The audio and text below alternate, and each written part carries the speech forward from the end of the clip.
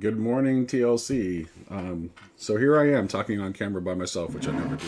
Um, I'm sure Sherry will be here any moment.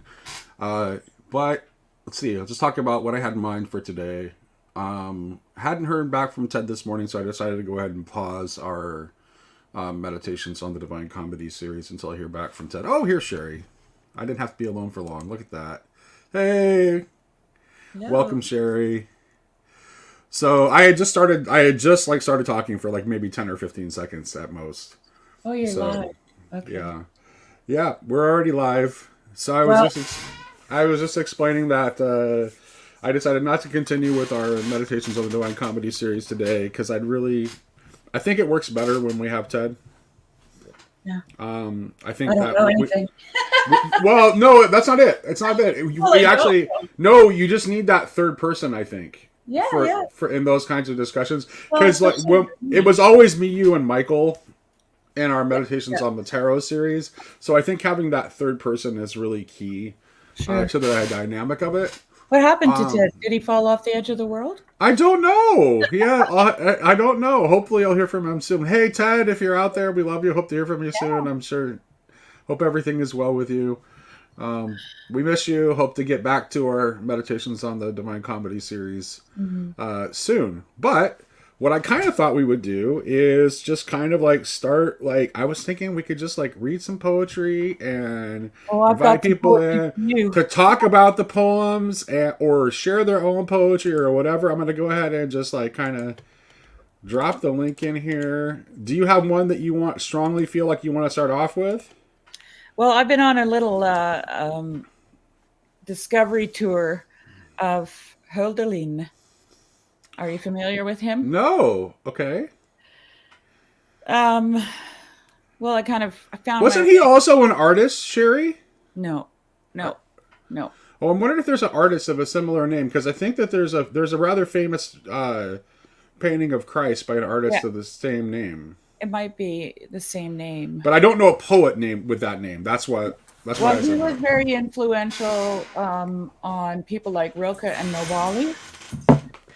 And I've been doing a deep dive into German idealism and the Romantics and so on because George MacDonald was highly influenced. Like he got a letter from his parish saying that part of the reason that you know, that he was having to leave was because he was too influenced by the Germans. I have a So conversation to matchmake for you since that's where you've been going. You should yeah, really have so Jordan Daniel Wood is also like highly interested in George MacDonald and does German translation of the works of German idealists, oh, particularly Schelling.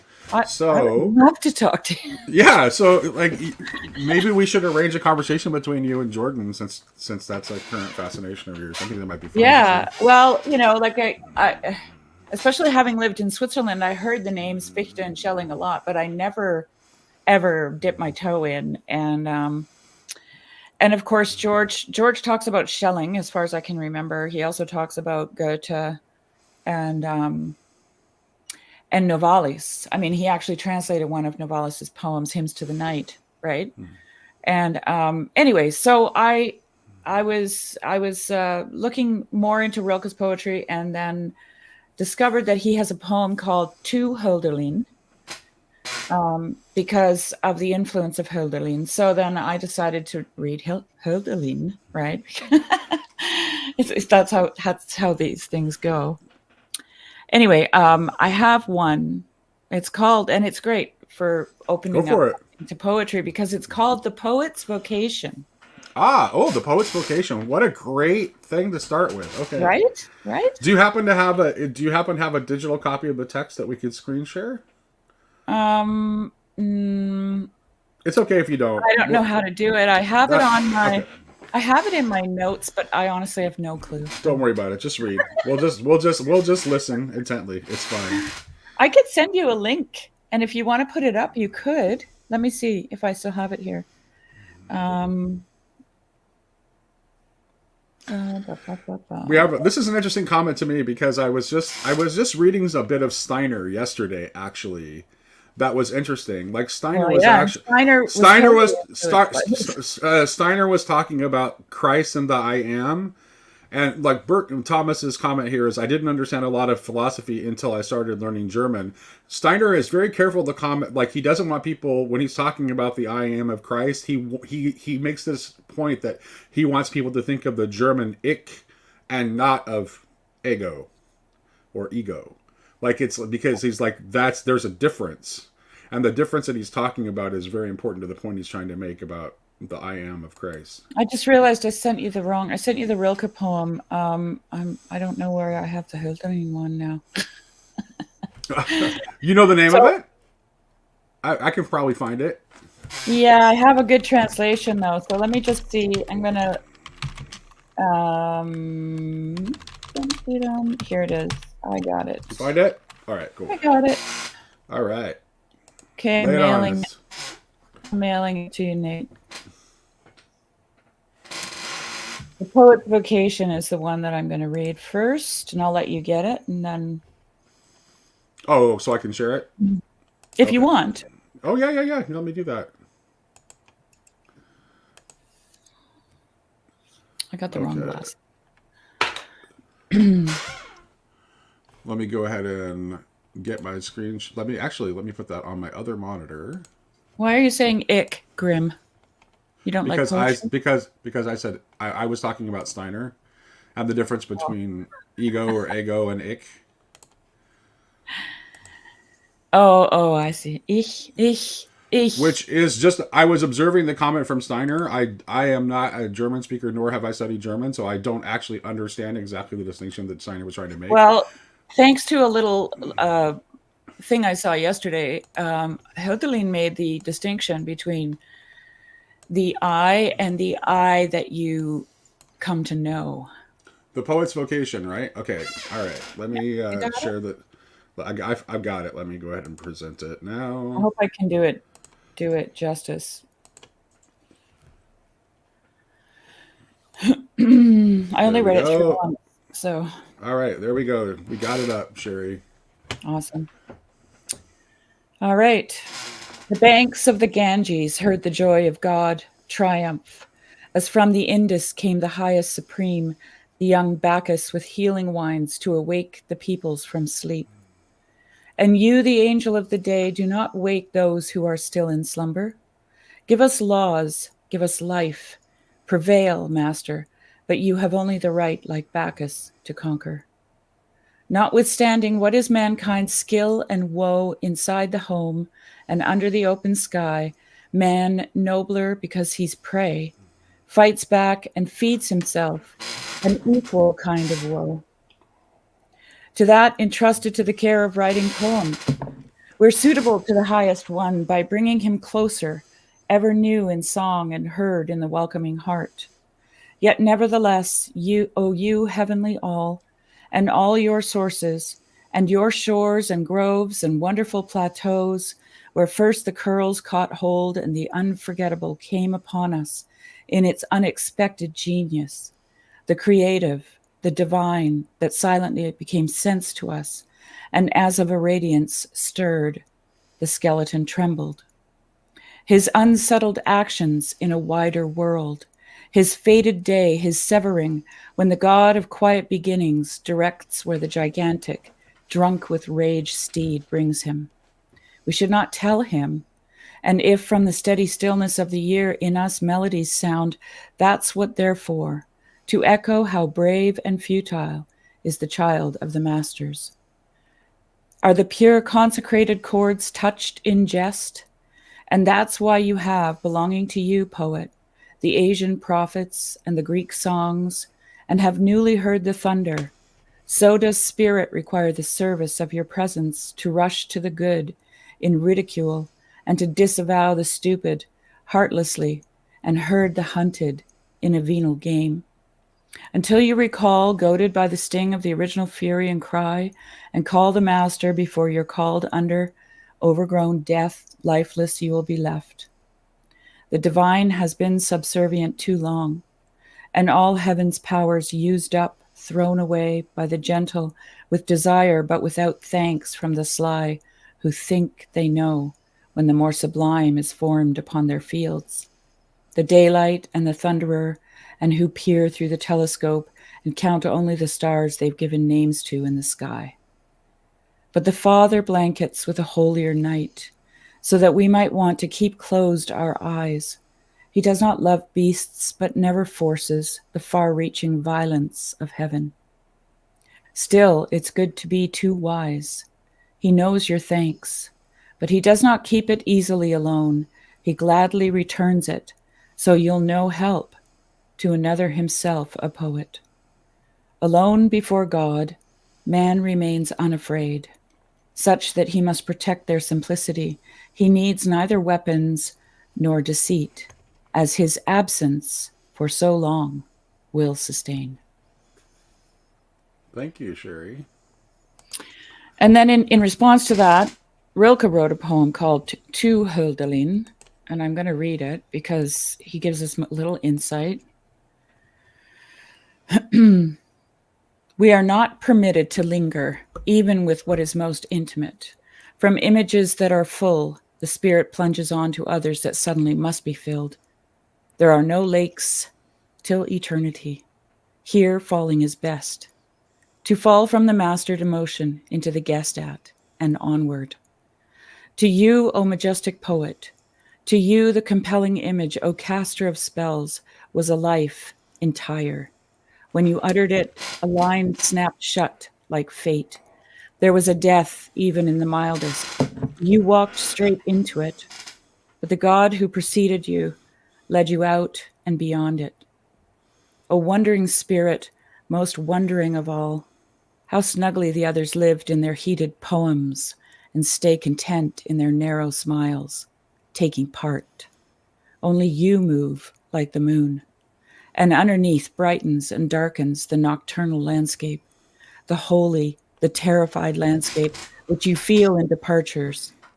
No one gave it away more sublimely, gave it back more fully to the universe, without any need to hold on. Thus for years, that you no longer counted, wholly, you played with infinite joy as though it were not inside you, but lay belonging to no one, all around, on the gentle lawns of the earth, where the godlike children had left it.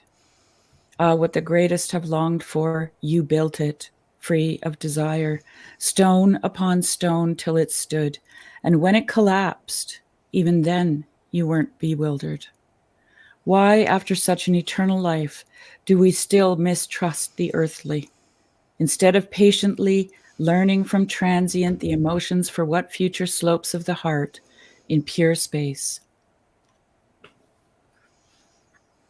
And that was Rainer Maria Rilke. All right. Julian, come back. Julian came in when you were reading the first poem, and I was going to let him in as soon as you were done reading, but he popped out. So yeah, by all means, Julian, if you're out there still, you're welcome to come in and join us. This is open. Especially if you're familiar with Hölderlin. I'm just discovering him. Well, yeah. Also, he could have spoke to like the he could have spoke to some of the comments we were making about the German language earlier too. Oh, I Um, see. Yeah. yeah. In any case, let's take a look at some of the comments here. We have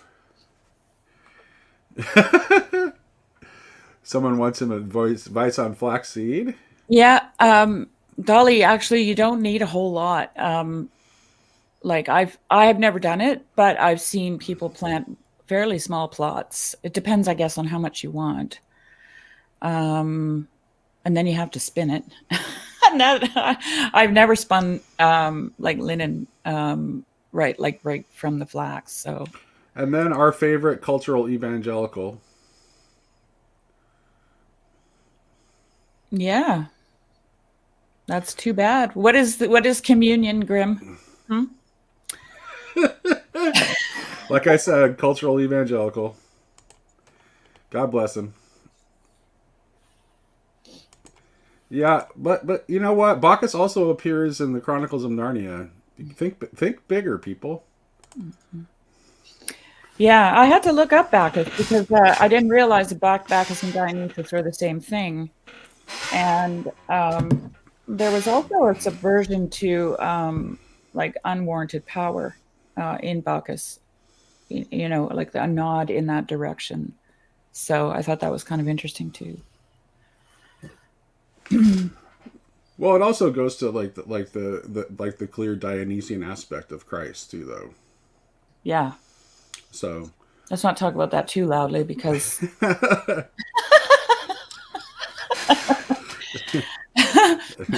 that where you keep the quiet thing quiet and oh, that's something I actually struggle with myself. To be honest with you, that's one of those things that's very difficult to talk about, very difficult to deal with. It's like because it has to do with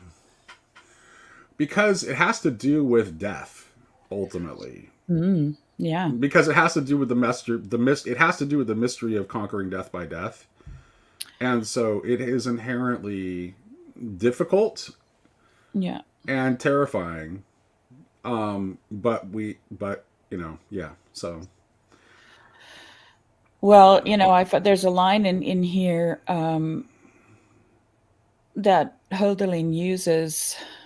Where is it? But the Father blankets with the holier night. Okay, you're talking about death. So that we might want to keep closed our eyes. He does not love beasts.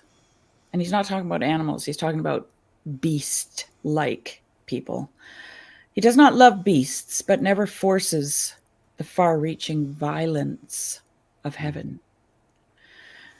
And yeah. So, it's paradoxical, this thing that we call.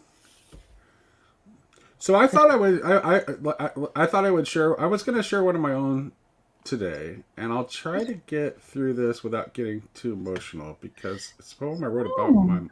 It's a poem I wrote about 20 years ago about my mom.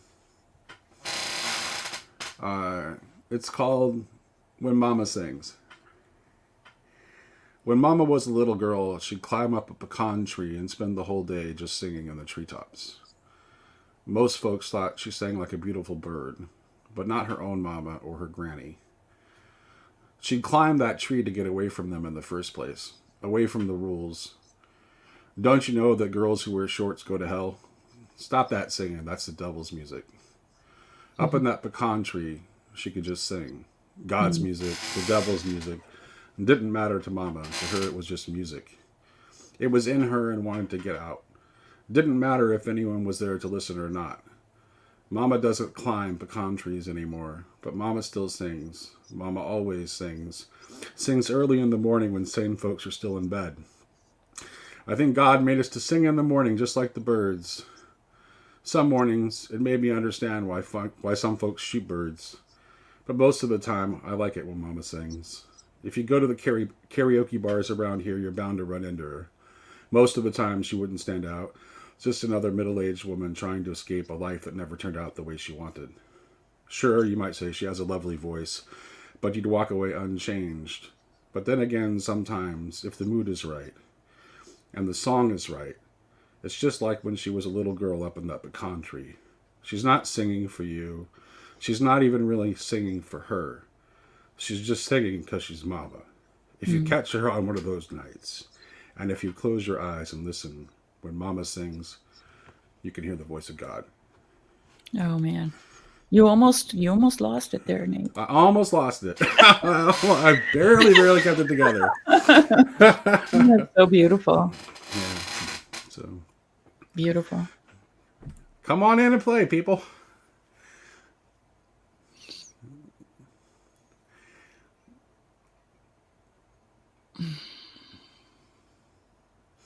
I'm just gonna keep reading poems. Yeah. Until somebody shows up. I kind of wanted to do. I read it once on the channel before, but it's so good. It's worth doing again. So I am going to read Edwin Muir's poem, Transfiguration. Awesome. And I will actually put it on my other monitor and put it up on the screen so people can see it.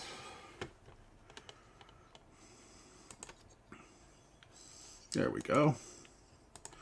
All right. The Transfiguration.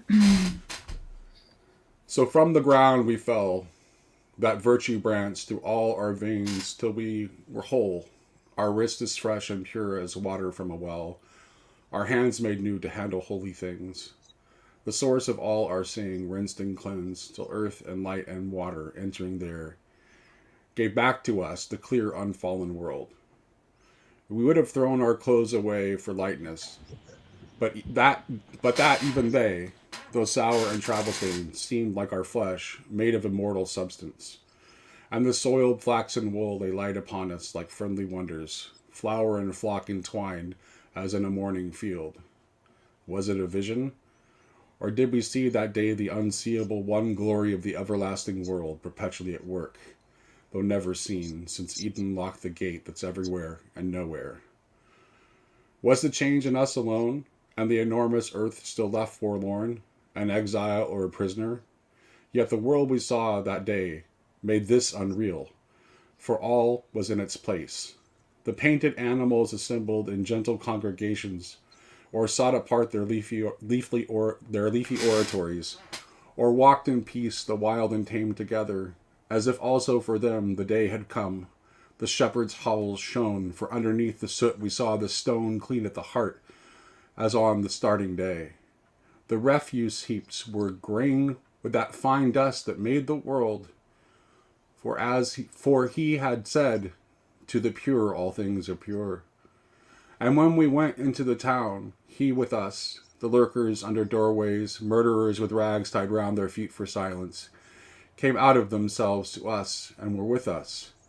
And those who hide in the labyrinth of their own loneliness and the greatness came. And those entangled in their own devices, the silent and the garrulous liars, all stepped out of their dungeons and were free. Reality or vision, this we have seen. If it lasted but another moment, it might have held forever. But the world rolled back into its place, and we are here, and all that radiant kingdom lies forlorn, as if it had never stirred. No human voice is heard among its meadows, but it speaks to itself alone.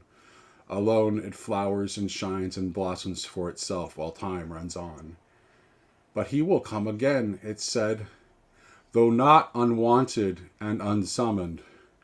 For all things, beasts of the field, the woods and rocks and seas and all mankind, from end to end of the earth, will call him with one voice. In our own time, some day, or at that time when time is ripe, then he will come.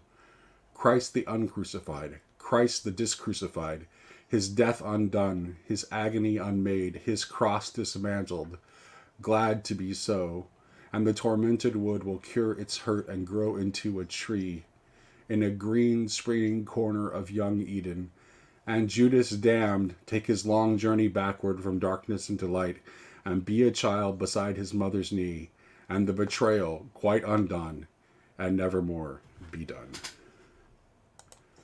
I got an Edwin here for you, a favorite of mine. Okay. Welcome, Neil. Hi, Neil. Hey, Sherry. I hope it's not too windy here, but just let me know if there's too much sound. So far it's not. So far nothing. Yeah, It sounds good. I found the best nook I could find, but I could totally move locations. So where I am, let me just point out where I am. So this is in Baton Rouge, like literally on the mighty Mississippi. Nice, All right. beautiful. So, yeah, Beautiful. it is beautiful. It's a beautiful. That's day. pretty. But It's a good yeah. place to listen to poetry. It is. And no one else is here because I'm a northerner, and I guess they find the wind too cold, but it doesn't bother me. So I was curious if you pull it up on the screen, I bet I could read it. Ulysses by Tennyson. I don't know if you're familiar with that poem. Yeah. But Yeah. Yeah, let's go ahead. Sherry has one ready, and then I'll get that pulled up while Sherry's reading, and then I can have you do it. Yeah. Okay, this is called The Incarnate One by Edwin Muir, the same poet that Nate just read from. The windless northern surge, the seagulls scream, and Calvin's kirk crowning the barren brae. I think of Giotto, the Tuscan shepherd's dream, Christ, man and creature in their inner day. How could our race betray the image and the incarnate one unmake, who chose this form and fashion for our sake? The word made flesh here is made word again. A word made word in flourish and arrogant crook. See there King Calvin with his iron pen, and God, 3 angry letters in a book. And there the logical hook on which the mystery is impaled and bent into an ideological argument. There's better gospel in man's natural tongue. A truer sight was theirs outside the law, who saw the far side of the cross among the archaic peoples in their ancient awe, in ignorant wonder saw the wooden cross tree on the bare hillside, not knowing that there God suffered and died. The fleshless word growing will bring us down. Pagan and Christian man alike will fall. The auguries say the white and black and brown, the merry and the sad, theorist, lover, all invisibly will fall. Abstract calamity, save for those who can build their cold empire on the abstract man. The soft breeze stirs, and all my thoughts are blown far out to sea and lost. Yet I know well the bloodless word will battle for its own, invisibly in brain and nerve and cell. The generations tell their personal tale. The one has far to go, past the mirages and the murdering snow. I love him so much. Oh, yes. All right, I've got Ulysses. Let me go ahead and get that set up for you, Neil. Anselman, the poem that I just read was The Incarnate One by Edwin Muir.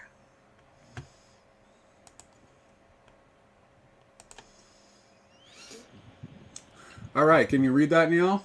Can you do a control plus sign a couple of times? Sure. And, just oh, perfect. Let me know. All right, cool. Yep. Let me just get ready so I can scroll for you. Sure.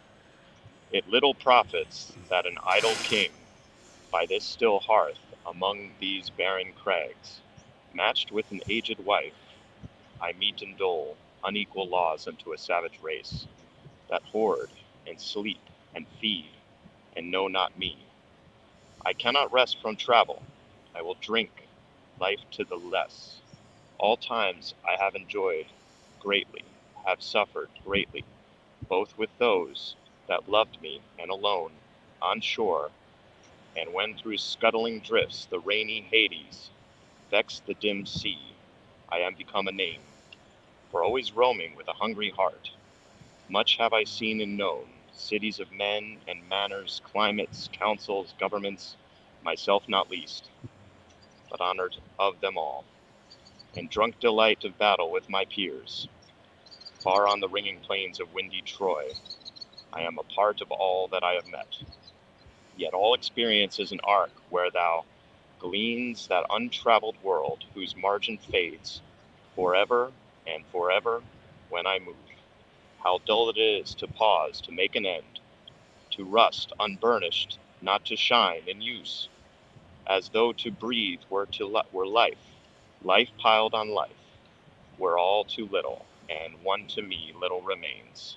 But every hour is saved from that eternal silence, something more, a bringer of new things, and vile it were for some 3 suns to store, and hoard myself, and this gray spirit yearning in desire to follow knowledge like a sinking star, beyond the utmost bound of human thought. This is my son, mine own Telemachus, to whom I leave the scepter and the isle, well loved of me, discerning to fulfill this labor by slow prudence to make mild a rugged people, and through soft degrees subdue them to the useful and the good. Most blameless is he, centered in the sphere of common duties, decent not to fail, in offices of tenderness, and pay meet adoration to my household gods when I am gone. He works his work, I mine. There lies the port, the vessel puffs her sail. There glooms the dark, broad seas. My mariners, souls that have toiled and wrought, and thought with me, that ever with a frolic welcome took the thunder and the sunshine, and opposed free hearts, free foreheads. You and I are old. Old age hath yet his honor and his toil. Death closes all. but sometime, something ere the end, some work of noble note may yet be done. Not unbecoming men that strove with gods, the lights begin to twinkle from the rocks. The long day wanes, the slow moon climbs, the deep moans round with many voices. Come, my friends, 'tis not too late to seek a newer world. Push off, and sitting well in order smite the sounding furrows, for my purpose holds to sail beyond the sunset and the baths of all the western stars until I die. It may be that the gulfs will wash us down. It may be that we shall touch the happy isles and see the great Achilles whom we knew. Though much is taken, much abides. And though we are not now that strength which in old days moved earth and heaven, that which we are, one equal temper of heroic hearts, made weak by time and fate, but strong in will, to strive, to seek, to find, and not to yield. It's Tennyson. All right. Well read. Thank you.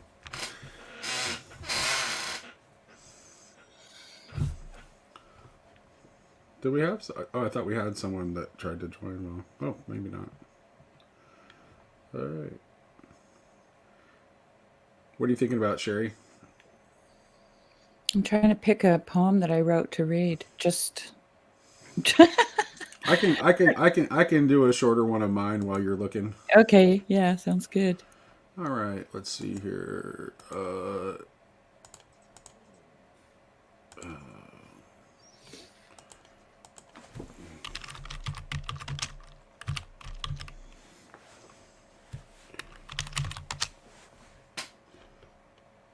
Well, maybe you'll find yours first, actually. Oh, there we go. Let's see here. I'll do this one. This is called Kinda Blue, Side B, Track 1. Everything we write is a message in a bottle. Alone on an island, the sea is sometimes calm and peaceful, with waves that undulate in rhythm with our breath and heartbeat. Other times a storm comes in and we are afraid, but always alone. Sometimes we think we receive messages, but never in a language we fully understand. We send messages back, but never know exactly what, if any, shore they will land on. And if they do, they won't be understood. What we are trying to describe is never the same on someone else's island, no matter how perfect our message is. The person who receives it won't quite see it the same way, even if the language happens to be the same. Even if they are just on the other side of the same island. We write, we read, but never decipher. If we ever figured it out, we'd all be miles. We wouldn't mess around with words anymore. We'd just pick up our trumpet, put Gabriel to shame, and the rapture would come.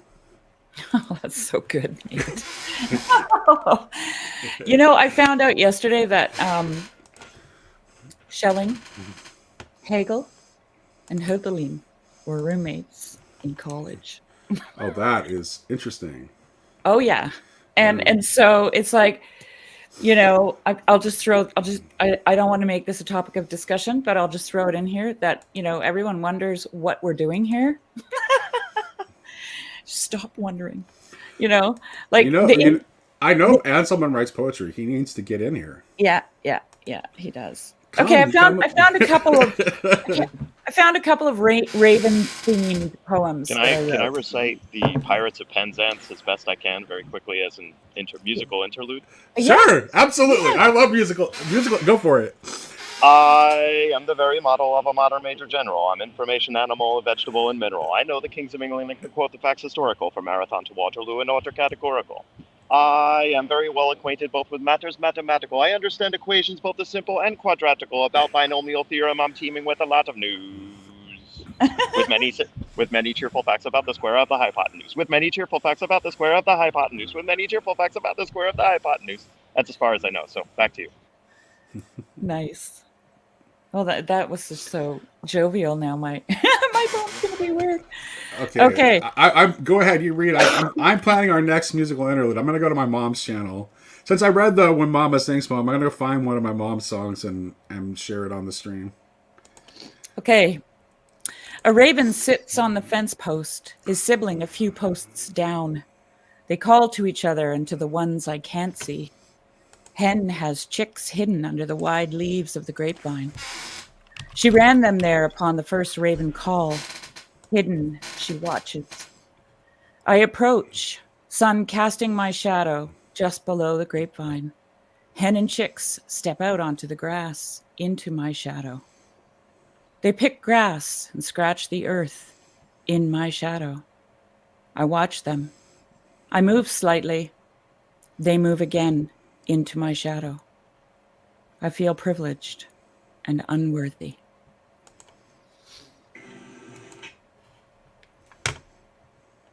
And then, I'm just going to read another raven poem that I wrote.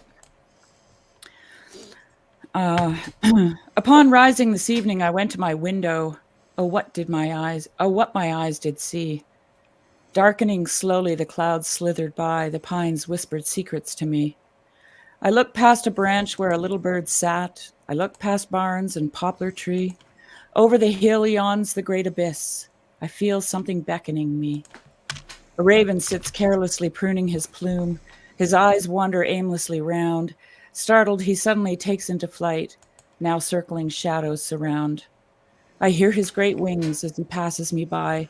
I hear them inside of my room. His throaty cry in the dimming light on the eve of the fullest moon. His cackling laughter is filling the night. It rumbles the stars in my sky. Everything falls like the tear on my cheek, all of me questioning why. Away, be gone, you devious bird, shaking my fist to the sky. Only a moment ago I was glad. Now for a moment I die.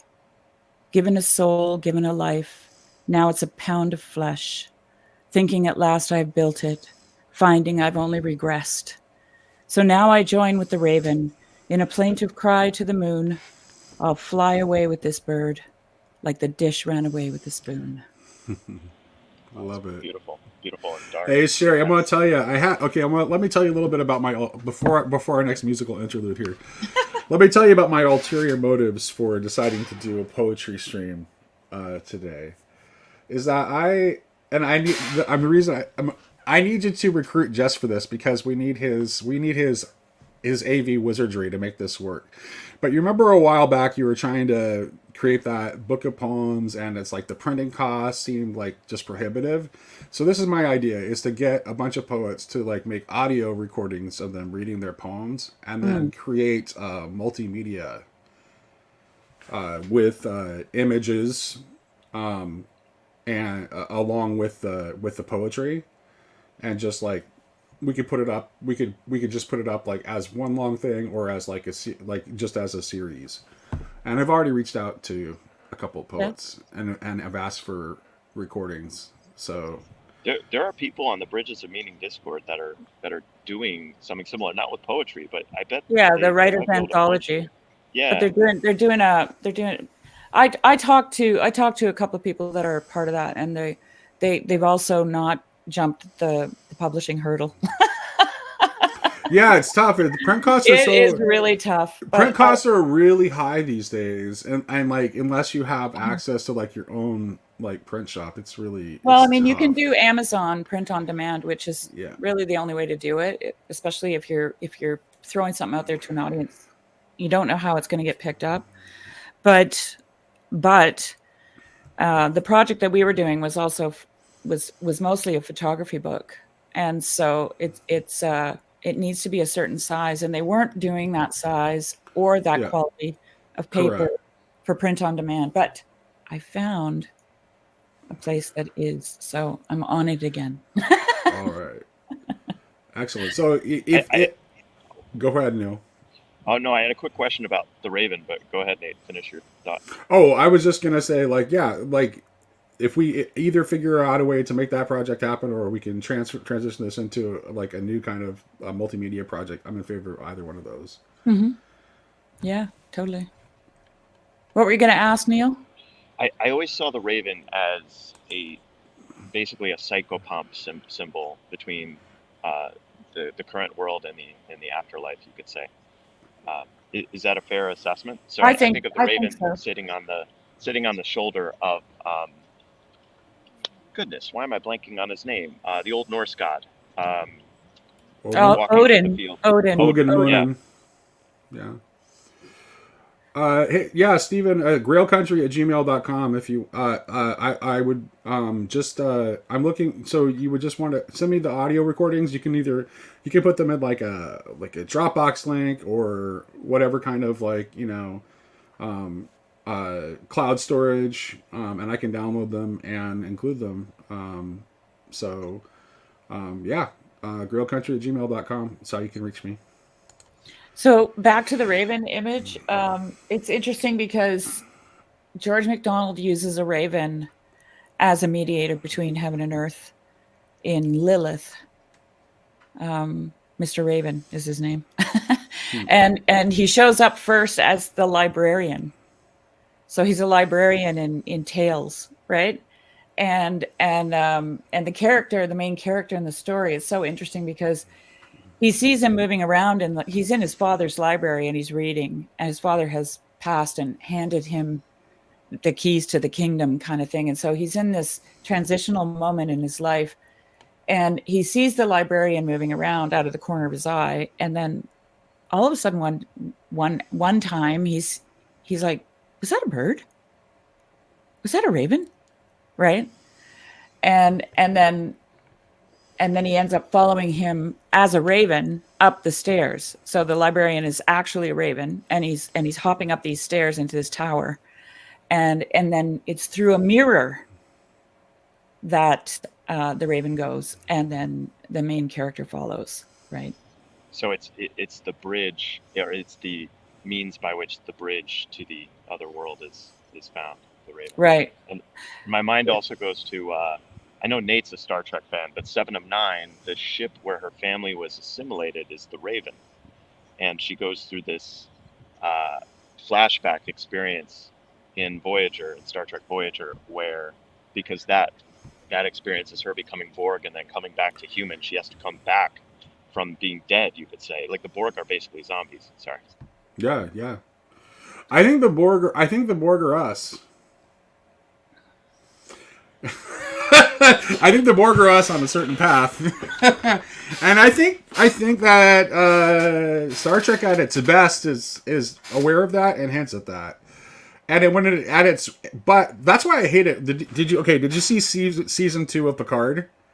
I haven't watched any of Picard deliberately. I don't want to contaminate my season 1 is not Star Trek, but still good. It feels more cyberpunk than Star Trek. Right? It doesn't feel like Star Trek at all. But it's not bad. Season 2 is just an abomination. That, first of all, it gets you hooked because it has this intriguing bit with Q where Q is basically dying and losing his power. So it's kind of hooks you there. And it's you think that's going to be the main storyline. Oh no, it turns out that it ends up being a Borg apologist episode where it's oh, now the Borg can be good and they'll only assimilate people that are willing to be assimilated. See? The Borg were right all along. The collective. You know what's best for you. It was not good. Yeah, it was an abomination. I couldn't stand it. But so I'm gonna go ahead and. So since you got me going with the musical alert here, I'm going to share. This is a song that my mom wrote for Slicarius's daughter, my little niece. Let me get that going here. Whoops. Yeah, someone else should hop on, and I'll stay on for the musical interlude because I'm very curious. But then I'll hop off. But I'll keep listening. I just need to move. So. Yeah. Thank you for having me. Oh, no worries. I'm glad you joined. Well, you know what? I may not know how to do video. Actually, I may not be. My StreamYard skills may not be good enough. I hardly ever use. Sherry and Luke stream more than I do. So I might not be able to figure I don't know anything about it. All I know how to do is enter the studio. Let me just try. Let me just fumble my way through it and see if there's a. Also share tab audio. Is that on? Yes, it's on. Okay, there we go. I think this should work because it says it's sharing the audio. So let me know if you guys can hear it. So far, so good. Yeah. Here's a song I Okay, made good. up one Yep, afternoon we when got I it. was trying to get my Alright, great. granddaughter to sleep, and we were playing with this little bear that played this melody for her. There is an Now echo I lay me though. down to sleep. It's Oh. okay. It's not The little bad. bear sing it different. than- Hold on a second. Let me see if I can figure out the echo. See, let me check my own audio settings. It just sounds like nice reverb on her voice. That might be in her original recording. Yeah, okay, yeah, no, it's not. It's not. fine. Okay, I am going through my headphones, so it's Yeah. not mine. Okay, on my end. And we used to sing it when I was a kid, so I started to sing it to her the way that we sang it, and then I added some more verses to it, and here's what I got. Now I lay me down to sleep. I pray the Lord my soul to keep. If I should die before I wake, I pray the Lord my soul to take. I was just a little girl. I didn't know much about the world. Mama taught me about the Lord above, about His mercy and His love. She sang me stories every day, but at night she still could hear me pray.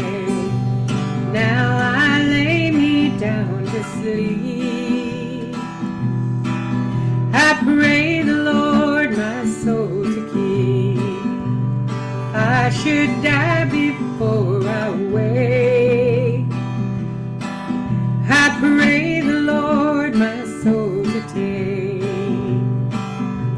Well, I grew up and I left home, 'cause it was in my heart to roam. I chased my pipe dreams every day, but at night you still could hear me pray. Now I lay me down to sleep. I pray the Lord my soul to keep. If I should die before I wake, I pray the Lord my soul to take. Now I'm old and I have learned that everything we have will burn. Learn to trust in the Lord each day, and at night I sit by my bed and pray. Now I lay me down to sleep. I know the Lord my soul will keep. If I should die before I wake, I know the Lord my soul will take. Now I lay me down to sleep. I know the Lord my soul will keep. Reminds Beautiful, me of Nick. Joan Baez a little bit. So that's my mom. Beautiful. Beautiful. Thank you guys. I'm gonna keep Yep. listening, but I'm gonna drop. All right, you bet, Neil. Talk to you later. All right.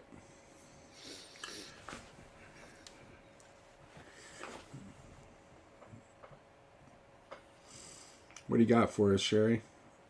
I'm looking at a poem called St. George by Emile Verhaeren. It's Okay. a Belgian poet that I've read before. His poems are kind of long, and I haven't read this one out loud for a while, so I'll give it my best shot. One second, really quick. Yeah, my mom actually has some of her songs. She has her own little YouTube channel where she puts up her songs. Anime tie dye. If you search for anime tie dye, you'll find her channel. If you want to go and check out her songs, it'll make her very happy if people are listening to her songs. You can put the link in the description. Yeah, I should actually put the link to her channel. You should. Let me just copy right here. And then I will paste. And that is the link to her channel. There you go. Yeah. She has some of her some friends of hers who also like sing and write songs, but it's mostly her though. Okay, this is St. George by Emile Verhaeren, a Belgian poet. Opening the mists on a sudden through an avenue, then all one ferment of varied gold, with foam of plumes where the chamfram bends, round his horse's head, that no bit doth hold, St. George descends. The diamond-rayed caparison makes of his flight one declining path from heaven's pity down upon our waiting earth. Hero and lord of the joyous, helpful virtues all, sonorous, pure and crystalline, let his radiance fall on my heart nocturnal, and make it shine in the wheeling aureole of his sword. Let the wind's soft silvern whispers sound, and ring his coat of mail around, his battle spurs amid the fight. He, the Saint George, who shines so bright and comes mid the wailings of my desire, to seize and lift my poor hands higher toward his dauntless valor's fire. Like a cry great with faith to God, his lance St. George upraised doth hold. Crossing athwart my glance he trod, and 'twere one tumult of haggard gold. The chrisms glow on his forehead shone, the great St. George of duty high, beautiful by his heart and by himself alone.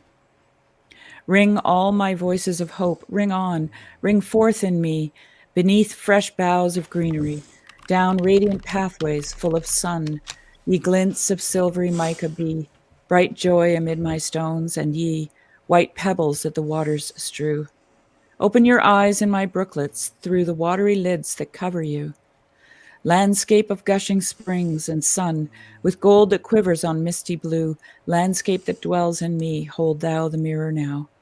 To the fiery flights, that flaming roll of the great St. George toward my soul. Against the black... Huh? Oh, you froze for a second there. I can. You're good. You're good. Continue. Am I good?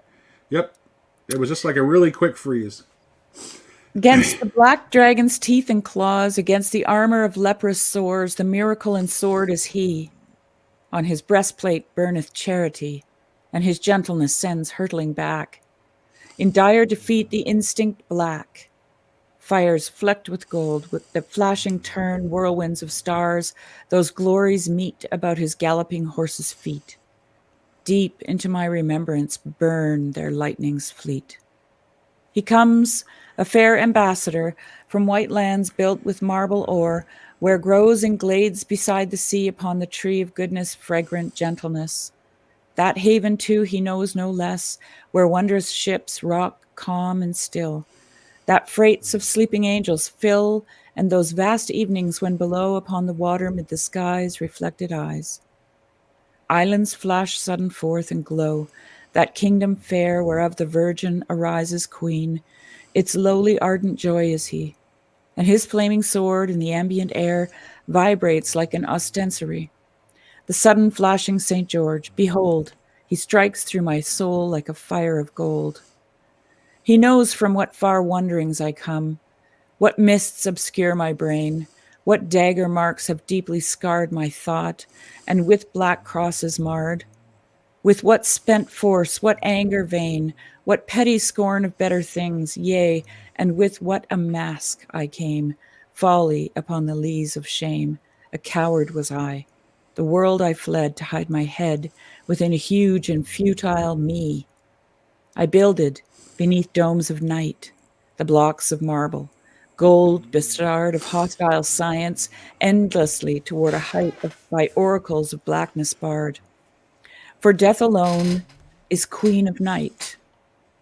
Any human human effort is brightest born only at dawn. With opening flowers would prayer fain bloom, and their sweet lips hold the same perfume. The sunbeams, shimmering white, that fall on pearly water, are for all like a caress upon our life. The dawn unfolds a counsel fair of trustfulness, and whoso hearkens thereto is saved from his slough where never a sin was laved. St. George in radiant armor came, speeding along in leaps of flame mid the sweet morning through my soul. Young, beautiful by faith was he. He leaned the lower down toward me, even as I the lowlier knelt, like some pure golden cordial in secret felt. He filled me with his soaring strength, and with sweet fear most tenderly. Before that vision's dignity, into his pale, proud hand at length I cast the blood my pain had spent. Then laying upon me as he went, a charge of valor and the sign of the cross on my brow, from his lance divine, he sped upon his shining road, straight with my heart towards his God. Man, you just picked the best poem, Sherry. All right. So I'm gonna. This is interesting. I went back through a bunch of my old poems not too long ago that I wrote when I was an agnostic. When I thought I was an agnostic. So let's see how agnostic you think that the author of this poem was. Oh, hey, here comes Graham to join us. Hey, Graham. Hi. Welcome, my friend. You got Good to see poems, you. Grim? You got poems? You got poems? Sort of. Good. Hey, whatever. We can just talk too. It's just not. This one is called Touch Pa Mes Amis. I know he writes poetry, so that's why I'm pushing. Actually, Marielle, that poem that I read was called St. George by Emile Verhaeren. And it's spelled Vehaeren.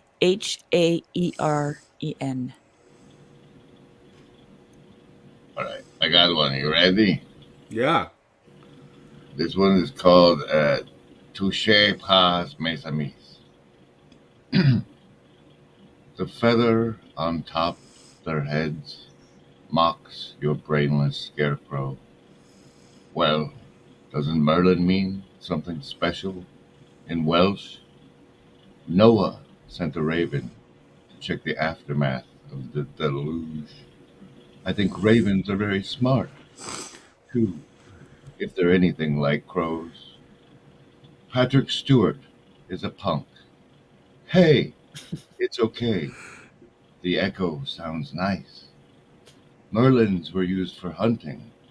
Doves, pigeons, it seems. Oh gosh, not red and white dragons? Good voice. Oh wow, rain is falling on my face right now. You're reading the He's comments. reading the comment section. Are you all tearing up yet? Oh my gosh. I'm like, I know Oh, this I one. love you. I love you, Graham. That was amazing. Good to see you, everybody. Good to see you, man. Good to see you. Thanks for that, Grim. All right, You- so you had this one, is didn't all you? right. Yeah, I do. So let's see. Let's see. Wait, I thought I had it pulled up. Oh, wait a minute. Let me go back here. Okay, there we go. I'm like, where is this going? I need to actually All right. This is a very short one. And like I said, I wrote this when I would have considered myself an agnostic. This was written in my 30s. I think when you're That's an a point. agnostic, you're closer to God than. Well, I've never been an atheist. I even in my modes of doubt, I was never called myself an atheist. So it's called Epitaph for a Sinner. I think I wrote it for a. It was for the Poem a Day April Challenge, like many years ago, and I think that the prompt was to write an epitaph. So this is my epitaph. Epitaph for a Sinner. A pretty good cook who knew his way around the Escoffier classics, but wasn't shy about using Velveeta in his Tex-Mex and lived for barbecue. A man equally at home with the Arthurian legend and tales of outlaws, who was as comfortable rattling off the deeds of Sir Tristan and Sir Lancelot as he was the deeds of Jesse James or Billy the Kid, and saw no contradiction, or if he did, didn't seem to mind much about it. A man who couldn't sleep without white noise, but snored like a steam shovel. A man who loved the Gospels, but hated rules. Who never said no to a second helping or a second round. A sinner who never went in much for church, but loved the old hymns. A man who took himself too seriously most of the time, but wasn't too proud to laugh like a donkey, and mostly at himself. Bravo, Nate. I love it. Okay, I'm gonna read a David White piece. It's not necessarily a poem, but David White doesn't talk in anything but poetry. So, and it's just one that I think everybody will be able to relate to. It's called Close. Close is what we almost always are. Close to happiness, close to another, close to leaving, close to tears, close to God, close to losing faith, close to being done, close to saying something, or close to success, and even with the greatest sense of satisfaction, close to giving the whole thing up. Our human essence lies not in arrival, but in being almost there. We are creatures who are on the way. Our journey a series of impending, anticipated arrivals. We live by unconsciously measuring the inverse distances of our proximity. An intimacy calibrated by the vulnerability we feel in giving up our sense of separation. To go beyond our normal identities and become closer than close is to lose our sense of self in temporary joy, a form of arrival that only opens us to deeper forms of intimacy that blur our fixed, controlling surface identity. To consciously become close is a courageous form of unilateral disarmament, a chancing of our arm and our love, a willingness to hazard our affections, and an unconscious declaration that we might be equal to the inevitable loss that the vulnerability of being close will bring. Human beings do not find their essence through fulfillment or eventual arrival, but by staying close to the way they like to travel, to the way they hold the conversation between the ground on which they stand and the horizon to which they go. We are, in effect, always close to the ultimate secret, that we are more real in our simple wish to find a way than any destination we could reach. The step between not understanding that and understanding that is as close as we get to happiness. Wonderful. Well, just because I have a folder with a bunch of mine, and I'm lazy and don't feel like looking for something. I'll just read another one of mine. Yeah. Trying to decide which one I want to read, though. You're making me so happy, Nate. That we can read poetry. Well, good. Let's see. So this one, I'll do this one. Download. All right.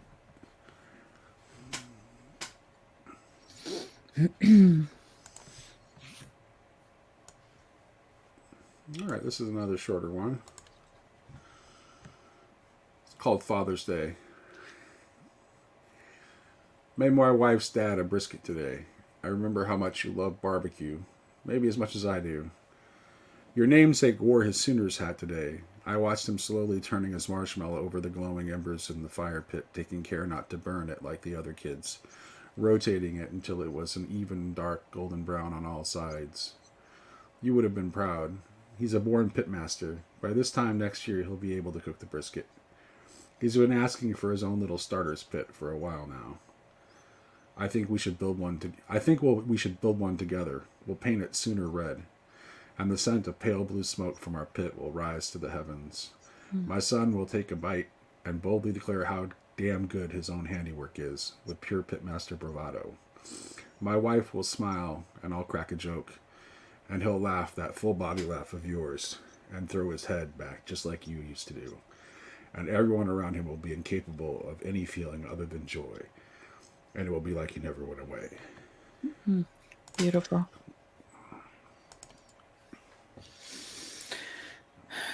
Okay, All I right, got another. that one got me. Anytime. I can tell. I can tell. I'm gonna jump in. I'm my- gonna jump in and save you. Thank you. Oh, This is one that I wrote. It's called "I Hear the Future." Like waves crashing against the craggy cliffs, ever louder and more violent, I hear the future. I cannot see it, for the bend in the road, for the trees growing on the hillside, for the flowers that line my path, waving hosanna to their creator. But I hear it. The sound leaves me wondering, the awesome brutality of it, those crashing waves. I feel the fear because I am small, I am fragile, I am vulnerable. I remember when I woke, the singing of the birds, warm sun on my face. Far from the sea then was I, and the bend was not yet in sight. Sections of the road had not been laid, and the salty scent of the sea drew me, moving eagerly, sometimes running, until I caught the sound of the waves and saw the bend in the road. And now I hear the future, and my heart fails me. nice. All right. Well, Sherry, I think this is like for this. I think it's a good length. You wanna? Do you have any last thoughts that you want to share, or I want someone to jump in. I do too, but I'm happy to keep the stream going if someone wants to jump in. But yeah, Nobody's jumping in. What about Marielle yeah, or Dolly? I'm sure they've got some. yeah. I'm happy to. I'll tell you what. I'll do. Let me see. I'll do one more, and we'll see. We'll see if somebody decides to jump in and keep this thing going or not. Let's see. Let me do. Okay, this is a good. This.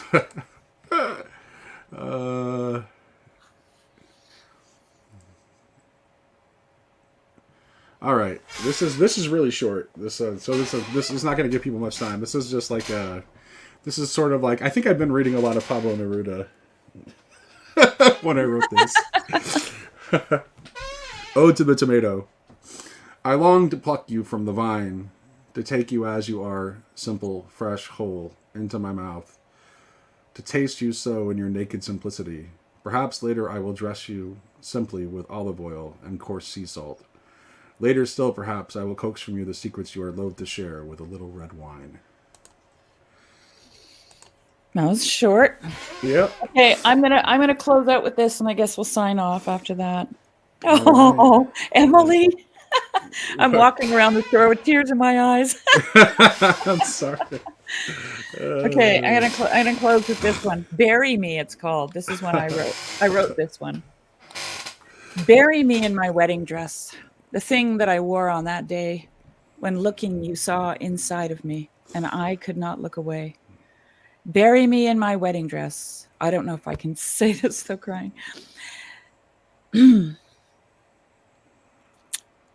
Just give me a minute. Bury me in my wedding dress, that veil that covered my shame, that carried the children I gave you, binding with a new name. Bury me in my wedding dress, the crown that made me a queen. It's terrible. I want to read this. That gathered the sum of my being up into realms unseen. Bury me in my wedding dress, not for marriage's sake, not for these institutions, but for the image it makes. Bury me in my wedding dress, the image I proudly bore, the nocturne of earthly dwelling, the cup from which I poured. Bury me in my wedding dress.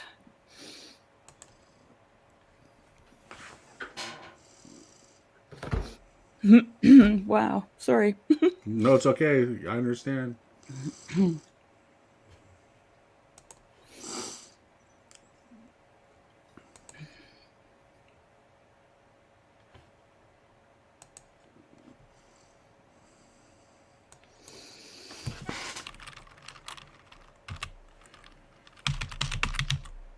Let me give you a second.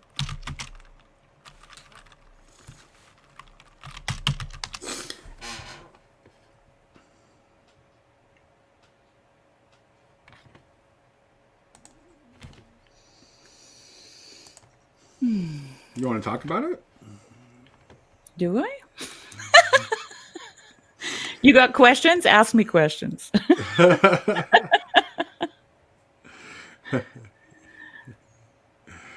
I think it says everything. There's nothing I can add, I understand. Yeah. I think the most important part for me anyway is bury me in my wedding dress, not for marriage's sake, not for these Right. institutions, but for the image it makes. All right. So I'm actually going to. I will share another poem, but not my own. But this is probably not a poet that anybody else knows.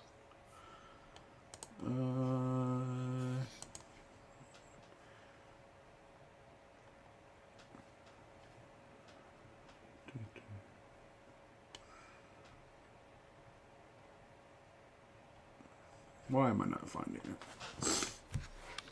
What are you looking for? Oh, you don't know.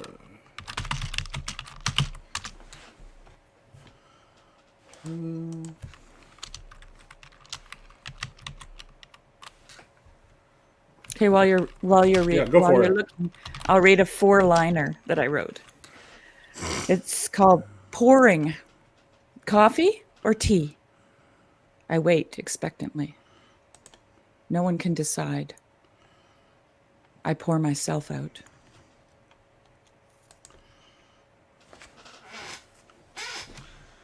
Okay. I think I've got the. So this is the poet here is actually my first wife, who happens to be a very good poet. This poem is called Noche Buena. It's kind of there's this is inspired a bit by Frida Kahlo. Noche Buena. In the clash of brick and steel, I flew through fractured time, a brief moment drinking chocolate caliente in the courtyard, watching a girl with a poinsettia in her hair teach a red-haired Amazon how to whistle. And then it found me again, attached itself to me, my body the piñata, smashed pieces of clay. You prayed could be put back together, fastened and fused. These enormous wooden beads and these tiny embroidered shoes distract the eye. But what lies beneath this ruby rebosa is still pale and broken. My skull and this photograph are all that remain intact. Someday, someone who thinks himself clever will say, "This is the day she thought about death." But you will know better, sitting in your red velvet armchair, legs crossed. You know this is the day I thought about life. So you swallow another shot of tequila and nod. In the rosy candlelight of this last posada, what could be more normal than this? You stumbling beside my bed, bring the needle to my arm, hands smelling of pork fat and masa, and already I am flying in a field of poinsettia.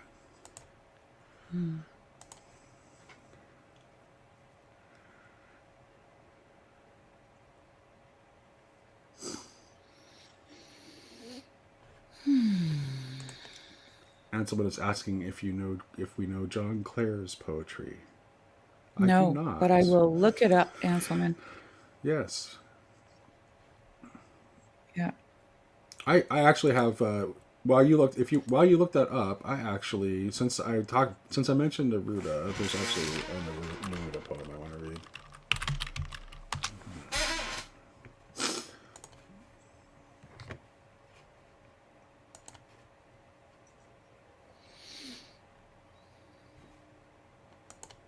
If my browser will cooperate with me. Okay, there we go.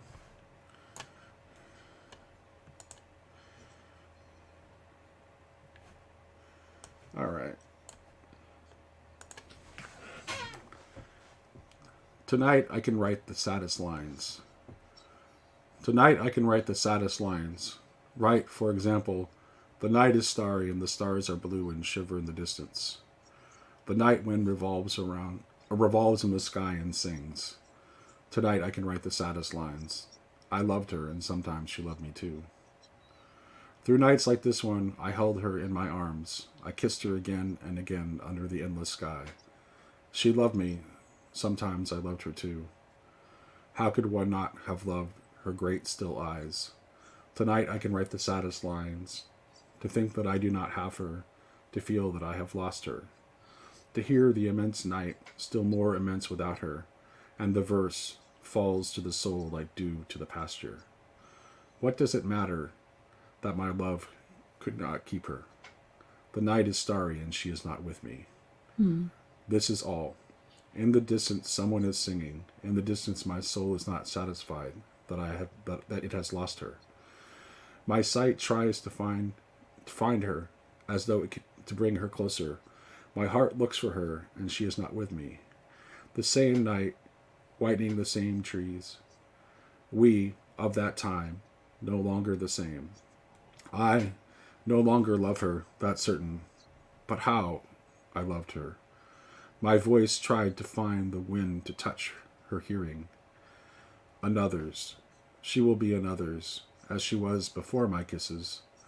Her voice, her bright body, her infinite eyes. I no longer love her, that's certain. But maybe I love her. Love is so short, forgetting is so long. Because through the nights like this one, I held her in my arms. My soul is not satisfied that it has lost her. Though this be the last pain that she makes me suffer, and these the last verses that I write for her.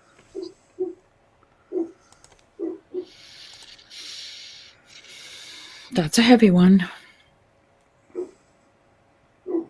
Is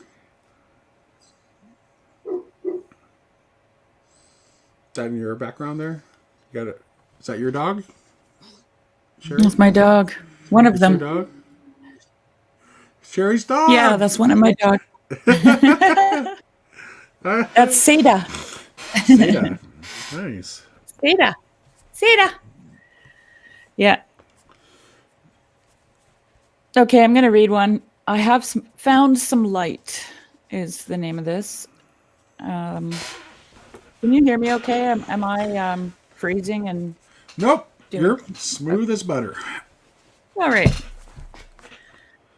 Like waves, one after another, after the next, like thunder, echoing from afar, approaching, like the wind as it blows blustering, like birth with slow, steadily increasing pain, like wine aging, working silently in the cask, like grief, first one and then another, like seeds buried, dying, and secretly denying it. Carrying his stick, he leans ever more heavily on it. Night rises with the moon. Ryan adorns the sky, drawing back his bow, aiming as he circles the earth, covering this multitude. A multitude. Night, the comforter, where all sleep, all rest, all hope, and pray for a little light.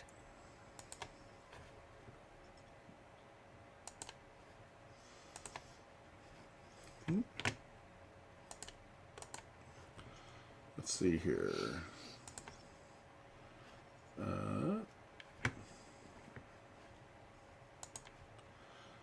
One moment.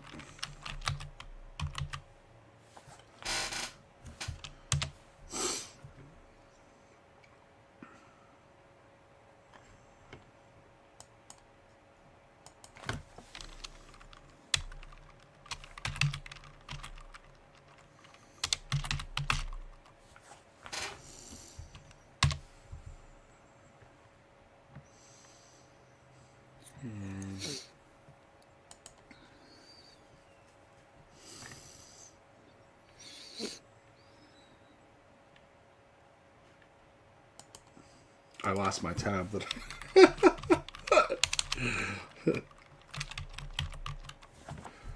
What do you got on your shirt? What does it say? It says measurement is for the week, or measuring is for the week.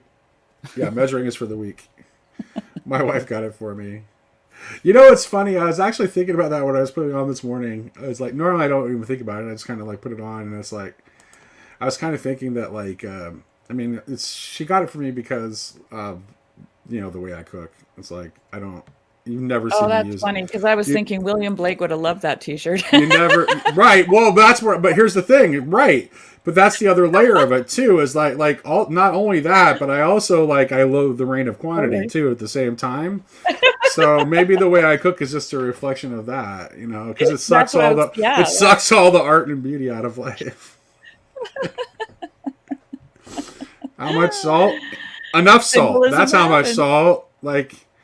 You can't you actually Symbolism can't. Here's the thing: is you actually cannot give a measurement that will because there are too many factors to consider. It's there's no way that you can absolutely say that 1 teaspoon of salt is the right amount for a given Yeah. recipe because it depends on your ingredients.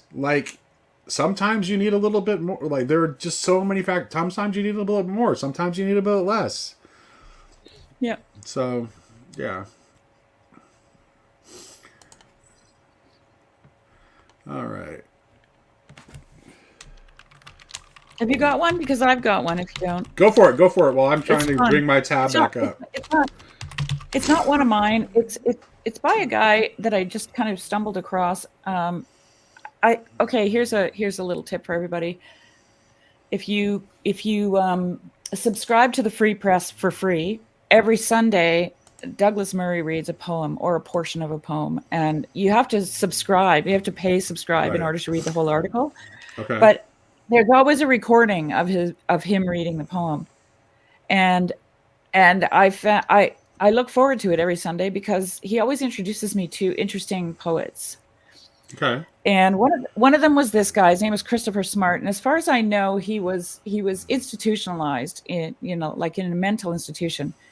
He died in 1771. So just imagine what kind of mental institution he was in. And he wrote this poem. It's called "My Cat Joffrey." For I will consider my cat Joffrey, for he is the servant of the living God, duly and daily serving him. For at the first glance of the glory of God in the east, he worships in his way. For is this done by wreathing his body 7 times round with elegant quickness? For then he leaps up to catch the musk, which is the blessing of God upon his prayer. For he rolls upon prank to work it in. For having done duty and received blessing, he begins to consider himself. For this he performs in 10 degrees. For first he looks upon his forepaws to see if they are clean.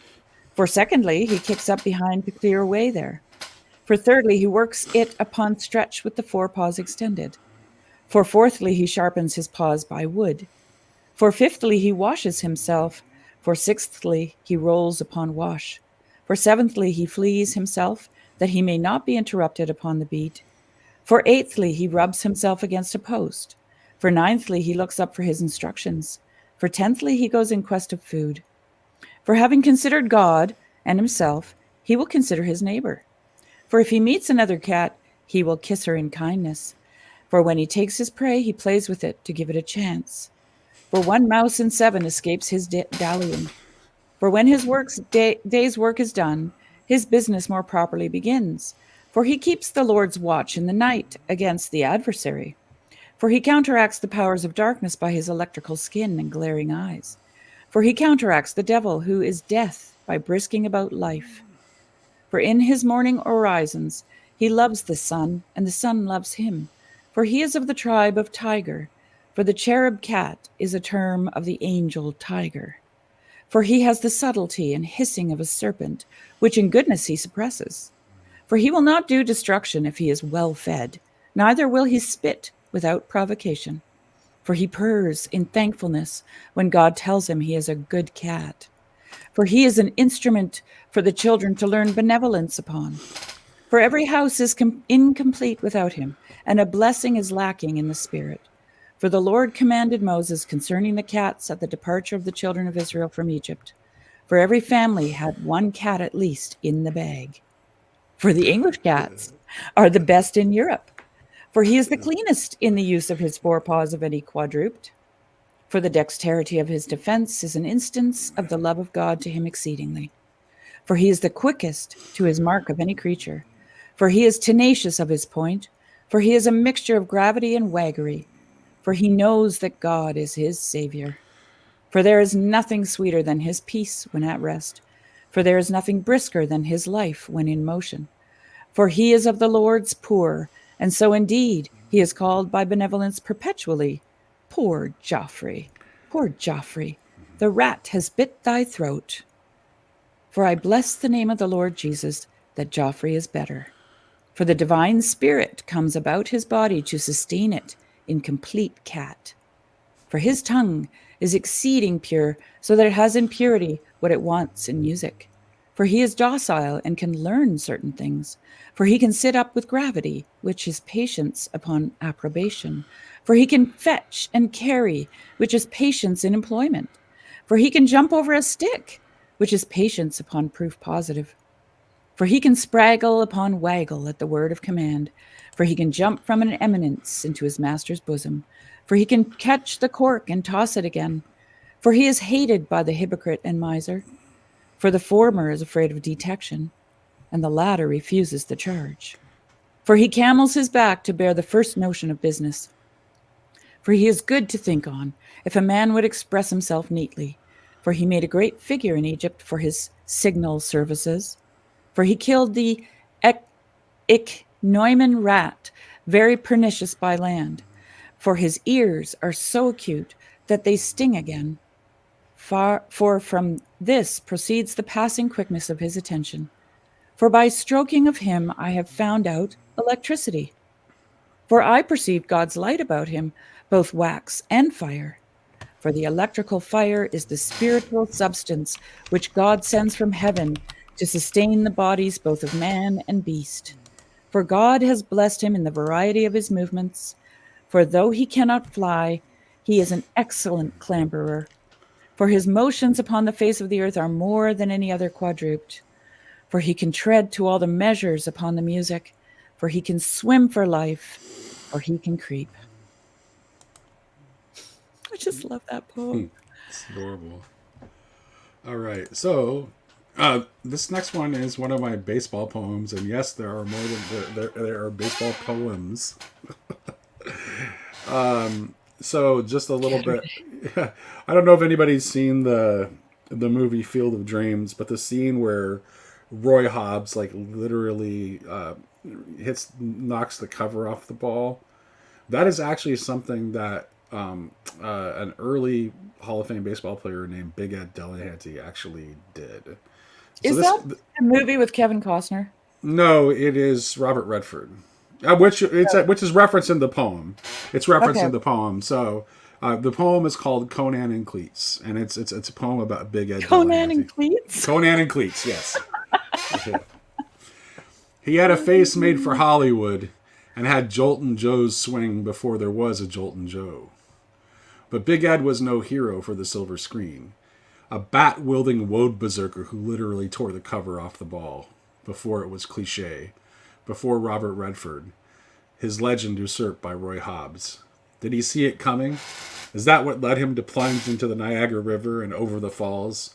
Hollywood heroes don't threaten people with razors and sleeper cars or drag women down train aisles raving about death, even if they have just down 5 straight whiskeys, already raving drunk.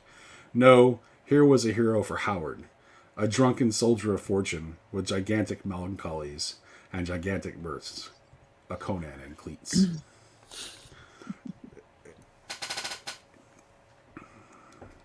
Okay, I'm gonna go after this. I'm gonna read two because there is never a proper reading of poetry without Charles Bukowski, in my opinion. Okay, this one many will be familiar with, I think. The Genius of the Crowd.